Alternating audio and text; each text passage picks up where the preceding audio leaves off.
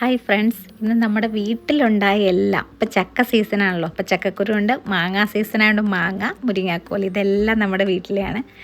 അങ്ങനെ ദേ ചക്കക്കുരു ഉപ്പ് മഞ്ഞൾപ്പൊടി ഇട്ട് വേവാൻ വെച്ചു. അപ്പോഴത്തേന് നല്ല തീ ആയതുകൊണ്ട് വിറകടുപ്പിലായതുകൊണ്ട് പെട്ടെന്ന് തന്നെ വെന്ത് കിട്ടുന്നത്, നല്ലോണം വെന്തിട്ടുണ്ട്.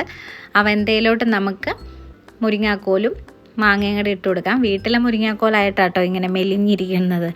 പിന്നെ നമുക്ക് അരപ്പ് നല്ല കാന്താരി ഉണ്ടായിരുന്നതുകൊണ്ട് ഞാൻ നല്ല കാന്താരിയും ചുമന്നുള്ളിയും പിന്നെ അതിലേക്ക് ലേശം മല്ലിപ്പൊടി ഇടും. അത് ചക്കക്കുരുവിൻ്റെ ഒരു ടേസ്റ്റ് കൂട്ടുന്ന സംഭവം കേട്ടോ, ഒരു ടിപ്പാണ്. ഇത്തിരി ഇട്ടാൽ മതി, ഒത്തിരി ആയാൽ കൊള്ളത്തുമില്ല. ഇതെല്ലാം കൂടെ അരച്ചുകൊണ്ട് വരാം നമുക്ക്. അപ്പോഴത്തേനും നമ്മുടെ മുരിങ്ങാക്കോലും മാങ്ങയും കൂടെ വെന്തിട്ടുണ്ട്. അതിലേക്ക് അരപ്പും കൂടെ ഇട്ട് ഇനി ഒന്ന് തിളച്ചാൽ മതി. ആ തിളയ്ക്കുമ്പോഴത്തേനും നമുക്ക് കടുക് വറുത്തിട്ട് വരാം. ഇവിടെ കടുക് വറുത്ത ഇച്ചിരി പാടായിരുന്നു, ഉള്ളിൽ തന്നെ നമ്മൾ കടുക് വറുത്തു. വത്തൽമുളക്, കറിവേപ്പില, ഇതിൻ്റെ അകത്തേക്ക് ഒരു ലേശം ചുമന്നുള്ളിയും കൂടെ ചൂടാക്കിയിട്ടാൽ നല്ല ടേസ്റ്റാണ്. ചക്കക്കുരു മാങ്ങയ്ക്ക് ഭയങ്കര ടേസ്റ്റാവും. കുറച്ച് മുളക് പൊടിയും കൂടി ഇട്ടു. പിന്നെ ഇനി പണിയൊന്നുമില്ല.